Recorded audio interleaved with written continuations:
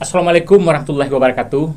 Sobat Obsesi, bersua kembali dalam episode ini. Pada episode ini kami menghadirkan alumni Universitas Negeri Padang, yaitu Bapak Marjeni Rocalva, alumni Fakultas MIPA Universitas Negeri Padang. Selamat siang, Pak Cal. Selamat siang. Pertama, kalau kampung asalnya di mana nih? Kampung di pesisir selatan, tempatnya di Nagari Kambang, di Kecamatan Lengayang. Oh, Nagari Kambang, Lengayang. Iya. Oke, baik, karena berasal dari pesisir selatan, nanti kita akan berbicara juga tentang pengembangan pesisir selatan pasca Pilkada 2020. Oke, baik, Pak Cal, tamat IKI Padang tahun berapa dulu? Saya tamat 2 kali di IKI Padang, pertama D3, kemudian S1. S1 sekitar 93, sudah 93 gitu. Program studi? Program studi pendidikan kimia. Pendidikan kimia. Oh, ini orang kimia, orang kimia, kemudian mengubah jalur ke jurnalistik. Sobat Obsesi, Marjeni Rocalva juga wartawan senior di Sumatera Barat. Kita akan menggali masuk ke dunia jurnalistik itu seperti apa dulu itu? Masuk di jalur mana dulu? Atau di dunia kampus sudah ikut juga? Ya, bermula dari kampus. Kita ikut mengelola koran kampus, media-media terbitan kampus, dan ikut pelatihan jurnalistik yang lumayan memadai di kampus. Dan ketika tamat tertarik malah menjadi wartawan, bukan menjadi guru. Itu apa alasannya? Kenapa tidak menjadi guru? Kenapa memilih jalur wartawan? Ya, sebenarnya jalur wartawan itu kan juga seorang guru. Ya. Guru bagi masyarakat yang lebih luas ya. Kalau guru biasanya kan di kelas cuma 40 muridnya. Ini wartawan bisa memberikan ilmu kepada banyak orang lewat karya-karya tulisan. Karena memang jurnalistik itu salah satu fungsinya juga untuk bagian pendidikan ya. Bagian pendidikan. Ya. Oke. Kemudian awalnya itu setelah tamat bergabungnya di mana dulu itu menjadi wartawan? Selesai tamat IKI Padang, saya langsung diterima di Harian Singgalang, Padang, selama 4 tahun jadi reporter. Di Harian Singgalang? Di Harian Singgalang. Kemudian melalang buana ke beberapa media Jakarta, termasuk di beberapa media televisi nasional gitu. Oh, media televisi nasional pernah wartawan televisi berarti? Pernah wartawan di Metro TV sama di Antv. Di Metro TV berapa lama? Metro TV sekitar 2 tahun lebih gitu. Pindah ke Antv agak sekitar lagi 6 tahun lah gitu. Oh, cukup lama ya? Iya. Itu kemudian setelah wartawan televisi itu setelah dari Singgalang ya? Selesai Singgalang dulu? Setelah dari Singgalang, setelah beberapa kali pindah pula ke beberapa majalah di ibu kota gitu. Juga dunia televisi. Kemudian selain itu juga menerbitkan surat kabar? Pernah mengelola? Pernah mengelola media cetak harian di Palembang sama di Pekanbaru. Oh, Palembang juga pernah, Pekanbaru. Kemudian setelah itu baru kembali ke Sumatera Barat, gitu maksudnya? Ya, setelah itu ya ke Padang, terakhir membuat media online sendiri. Gitu. Oh, media online sendiri? Beritaminang.com? Beritaminang.com. Oke, baik, sekarang mengelola beritaminang.com ya. Itu pengalaman jurnalistik itu seperti apa tuh? Apa suka dukanya menjadi jurnalis itu? Jurnalis yang ideal itu kan tidak akan mungkin menjadi orang kaya, tapi punya banyak teman gitu. Oh gitu. Teman dari kalangan manapun gitu. Jadi wartawan itu hari ini bisa aja liputan tentang pemulung, mungkin siangnya bisa juga wawancara menteri misalnya gitu. Jadi relasinya banyak ya, relasi. Oke. Baik, berikutnya sekarang kita masuk karena Pak Cal, wartawan senior, sudah melalang buana di tingkat nasional dan juga mengelola media online di Sumatera Barat pada saat ini dan juga berasal dari Sumatera Barat. Sekarang kita ingin berbincang tentang situasi khususnya pesisir selatan pasca Pilkada 2020 karena Pak Cal kan perantau juga ya dari pesisir selatan merantau ke Padang, artinya seperti itu. Bagaimana pandangan Pak Cal secara umum dulu tentang pilkada dan hasilnya memang sudah ada pemenang gitu ya. Bagaimana pandangan Pak Cal? Ya, kalau dalam politik kita, sistem kita kan politik pemilihan. Ketika pemilihan berlangsung, pasti ada yang kalah, pasti ada yang menang. Di politik itu yang paling utama itu sebenarnya ialah siap menjadi orang yang kalah dalam pemilihan gitu. Itu yang pertama dulu. Itu pertama yang harus ditanamkan bagi politikus. Jangan siap jadi yang menang, ketika tidak menang nanti hasilnya tidak karu-karuan gitu. Nah, itu tidak boleh jadi seorang politikus gitu. Di politikus itu ya siap menerima kekalahan dan memang tidak pula bereforia ketika menang. Ketika gitu. menang ya. Nah, itu yang politik. Gitu. Oke, berarti kalau politikus harus siap ya, siap untuk kalah awalnya dulu ya. Iya. Oke, kalau sekarang bagaimana pandangan Pak Cal sebagai perantau selama ini periode yang sudah berjalan ini tentang pembangunan di Sumatera Barat, di pesisir selatan? Sebenarnya saya sebagai perantau, salah seorang anak perantau pesisir selatan, juga memberikan apresiasi yang lumayan bagus untuk Bupati yang sekarang gitu, yang Bapak Endra Joni gitu. Karena bagaimanapun pembangunan juga banyak terus bermaju di pesisir selatan.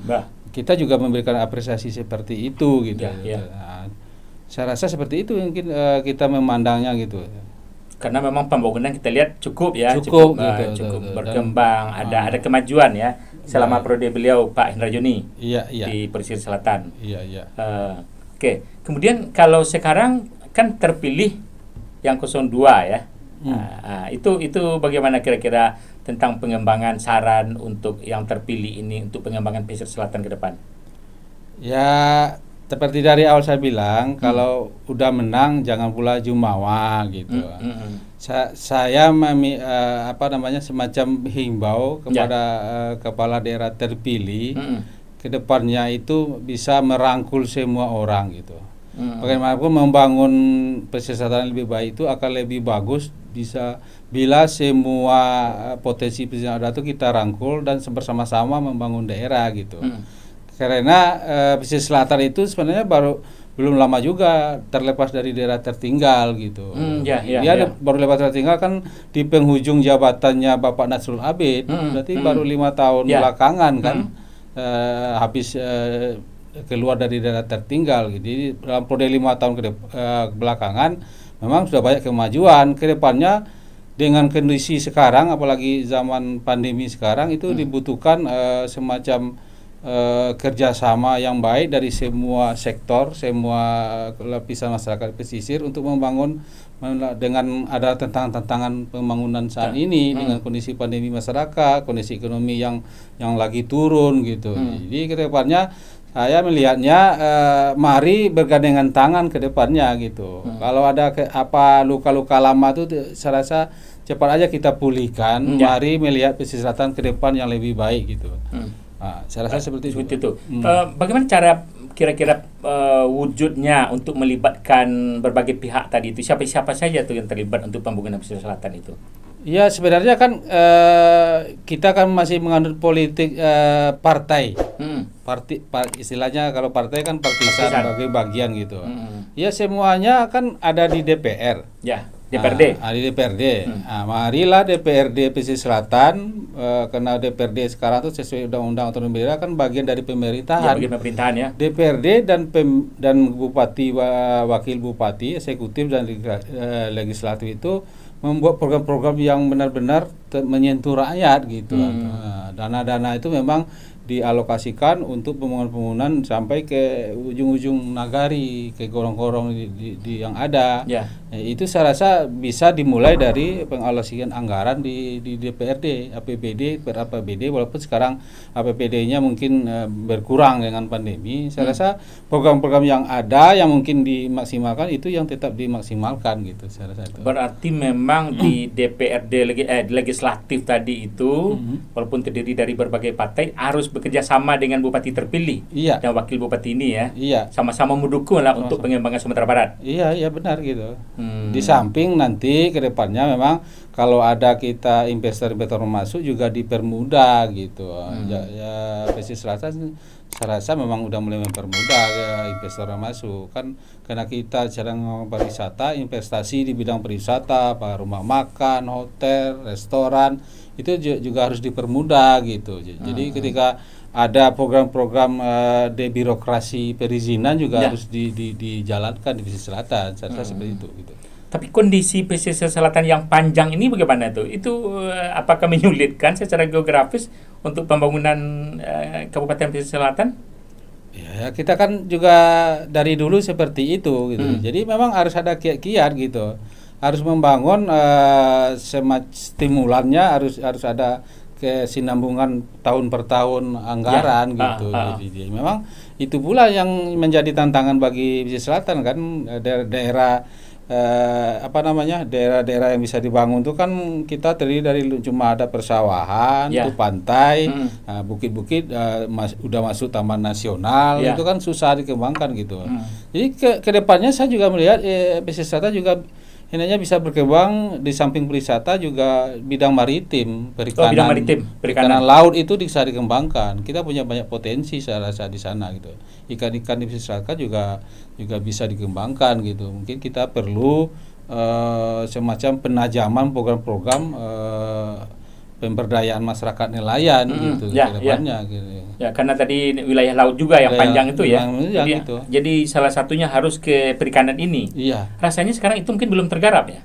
Selama ini pesisir selatan udah digarap tapi belum maksimal gitu saya. Gitu kan sepertinya pelabuhan yang dekat Painan Penasa itu kan sudah mulai dikembangkan. Pelabuhan Penasahan ya ada di Kambang ada pelabuhan TPI tempat pelelangan iklan. Nah, mungkin kita juga memberdayakan nelayan, mungkin alat tangkapnya dinaikkan atau kemampuan mereka navigasi di laut kan alat-alat tangkap itu kan kalau nelayan luar yang bagus-bagus kan bisa menangkap ikan sekali tangkap sekian ton gitu. Jadi nelayan kita juga ada bantuan-bantuan stimulan dari pemerintah, mungkin mempermudah akses kredit lunak untuk membeli alat-alat tangkap, yang lebih modern gitu ya. Yang lebih modern gitu. Saya rasa kedepannya seperti itu harus dipikirkan oleh dinas terkait seperti yang paling utama itu dinas kelautan dan Bapeda gitu. Itu memikirkan strategi seperti itu saya rasa gitu. Oke, kalau pariwisata tadi potensinya tuh hanya memang di pesisir selatan hanya Mande ini saja atau ada yang lain kemungkinan? Kita juga banyak potensi sebenarnya karena kita punya laut yang panjang. Saya rasa sepanjang dari Padang sampai ke perbatasan Tapan sampai ke Muko Bengkulu itu kita punya banyak laut yang bisa digarap gitu. Objek wisata ya. Objek wisata. Mungkin divariasikan, jangan monoton. Yang ini menggarap ini, yang ini meniru seperti itu, yang enggak bagus. Mungkin ada spesifikasi per kecamatan. Nah, iya. Ada semacam keunggulan gitu ya. Keunggulan gitu tuh. Jadi keunggulannya dari segi mungkin di Painan ada jet ski, mungkin di tempat lain di Air Haji atau di Balai Selasa atau karena lautnya juga agak landai misalnya kan mungkin ada semacam wisata dengan kapal-kapal nelayan yang tradisional tapi dikemas dengan baik gitu. Jadi orang bisa ke laut atau wisata bisa ikut ke laut menangkap ikan gitu. Jadi semacam keluarga petualang juga bagus gitu saya rasa begitu. Kalau potensi wisatawan ke pesisir selatan itu atau mungkin karena jauhnya jarak itu panjangnya jarak itu berpengaruh juga. Jadi orang hanya sampai Painan saja, jadi tidak sampai ke Kambang, tidak sampai ke Air Haji itu. Iya, memang ada pengaruhnya kalau potensi pariwisata dengan jarak gitu kan karena kadang kalau wisatawan lela-lela ke jauh, apalagi daerah wisatanya nanti tidak digarap dengan baik, jadi kan tidak terobati lela orang terjun ke sana gitu. Jadi memang itu juga menjadi perhatian ketika gambar daerah wisata ini. Memang prasarana mulai dari perjalanan, mulai dari sarana jalan, tempat penginapan, ada keamanan Ya. itu memang harus menjadi semacam paket yang padu yang harus ditata dengan baik. Ditata dengan baik, ya. Ya gitu. Memang sekarang orang memang ke pesisir selatan ya ke Caroco, ke Mande, ya itu aja sekarang belum orang mau ke Kambang misalnya, belum orang mau ke Air Haji, padahal atau ke Indrapura. Nah, ada pula potensi wisata tempat batu aki yang banyak itu kan juga bisa jadi. Nggak, Air Haji ya. Di Indrapura ke dalam ada tempat mencari batu aki yang banyak itu. Ya. Nah, itu kan bisa juga digarap sebagai wisata, semacam wisata hobi. Ya, gitu. wisata hobi ya. Tapi dikembangkan dengan syarat-syarat yang lebih baik. Jangan pula dieksploitasi batu aki yang banyak itu nanti diborong ramai-ramai juga jadi asik jadinya. Ya. Gitu. Cuma itu kan jauh. Ya. Nah, bagaimana kita membuat pelaku wisata membuat paket-paket yang ada dengan cara yang lumayan, atau mungkin dengan kapal mungkin bisa jalan, dan mungkin dengan darat. Ya. Nah, dengan kapal itu mungkin bisa pula dari Painan naik kapal ke Air Haji, bisa pula memancing di tengah laut apa. Jadi memang harus banyak kreativitas gitu. Oke, baik. Kemudian kita lihat juga kelemahan juga di pesisir selatan itu, karena kalau secara penginapan ya, ini kan yang ada baru objek wisatanya, tapi hotel yang memadai kadang-kadang itu mungkin bisa mengurangi minat wisatawan juga ke pesisir selatan. Iya, memang sarana penginapan yang baik juga harus masih terbatas ya. Masih terbatas. Dan itu memang syarat-syarat sebuah daerah wisata yang bagus itu yang mau dikunjungi orang karena di jaraknya lumayan jauh ya. Pertama memang transportasi yang baik, kemudian penginapan yang lumayan bagus. Nah, kemudian fasilitas makan kuliner-kuliner yang harus dikembangkan juga gitu. Karena kita kalau secara jalan sekarang udah bagus sebetulnya kan. Bagus. Cuma penginapan tadi, tempat orang jual makanan tadi. Ya itu yang susah gitu. Jadi kita masih kekurangan semacam makanan-makanan khas pesisir selatan tuh masih sedikit.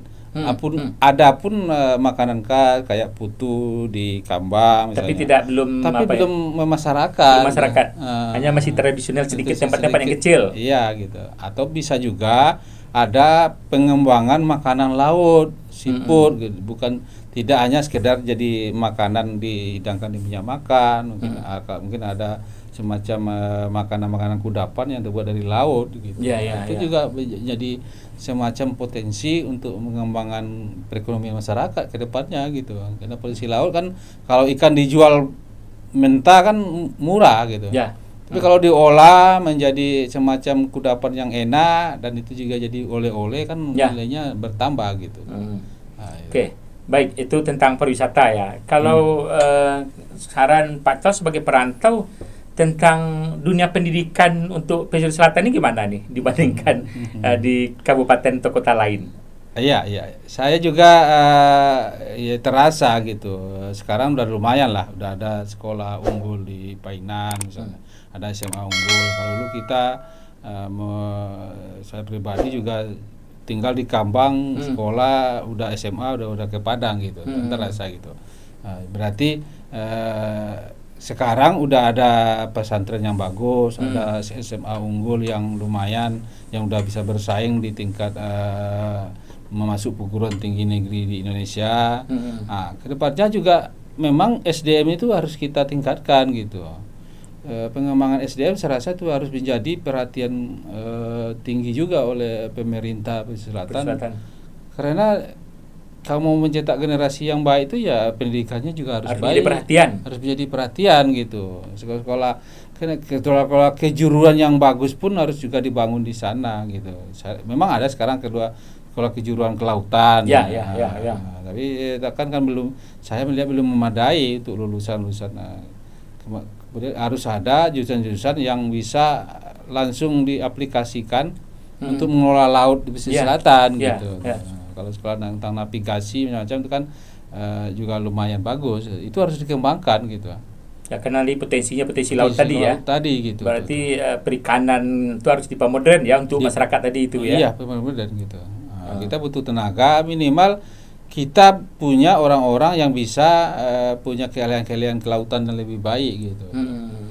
Jadi pengarahan mutu pendidikan itu di samping pendidikan SLTA umum yang nanti mengarah ke perguruan tinggi, juga pengembangan SLTA kejuruan, sekolah kejuruan ya, juga harus ditingkatkan gitu.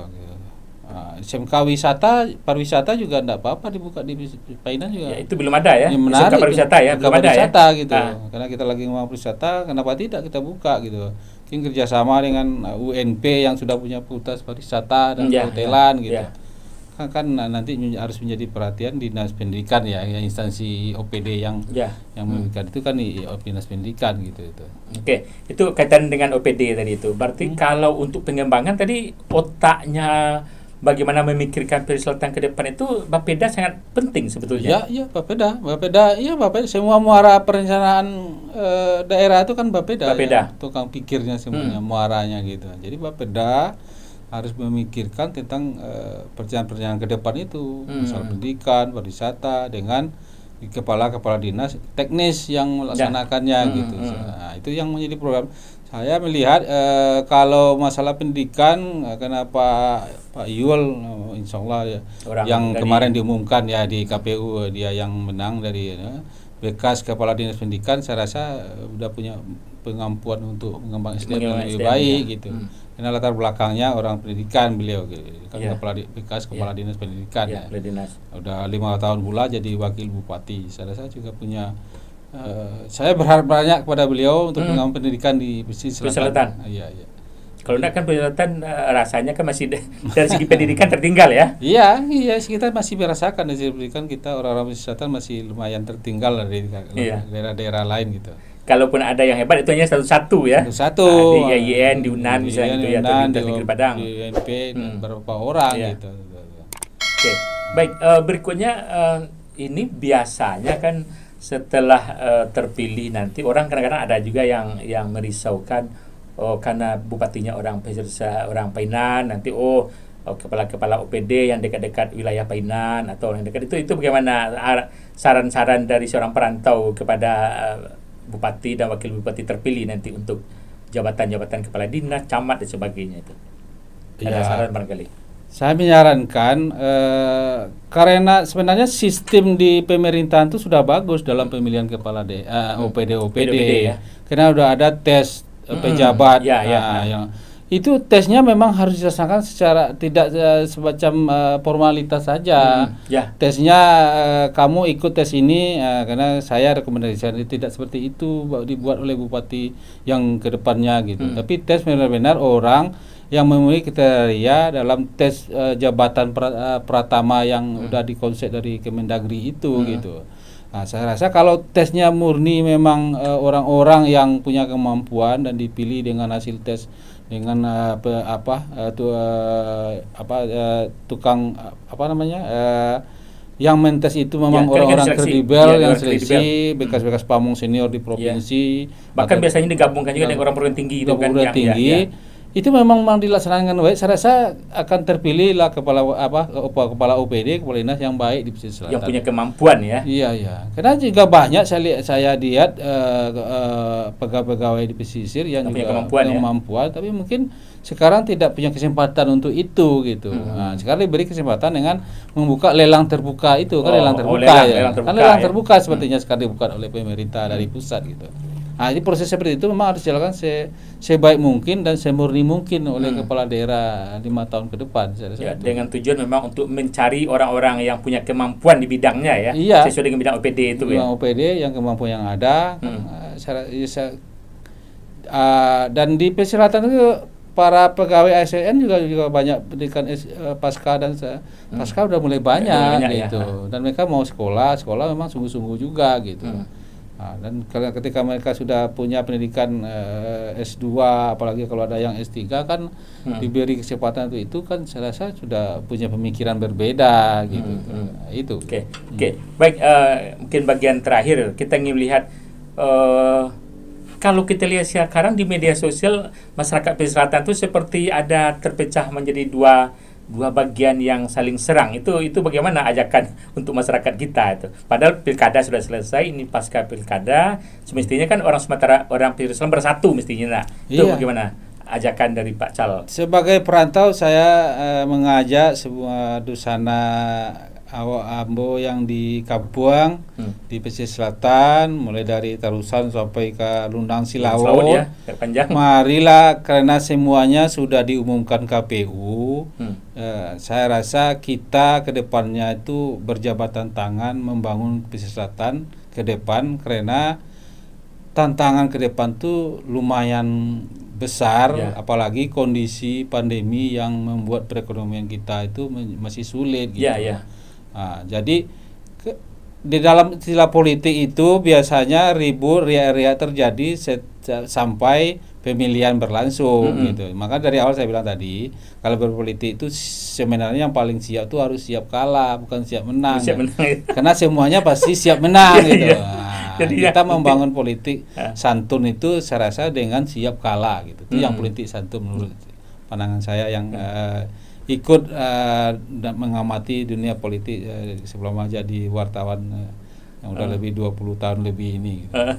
Oke, baik. Berarti memang harus dalam pepatahnya orang Minang itu ya, biduit lalu Kiambang Betawi ya. Jadi selesai gitu. Jadi itulah mungkin ya.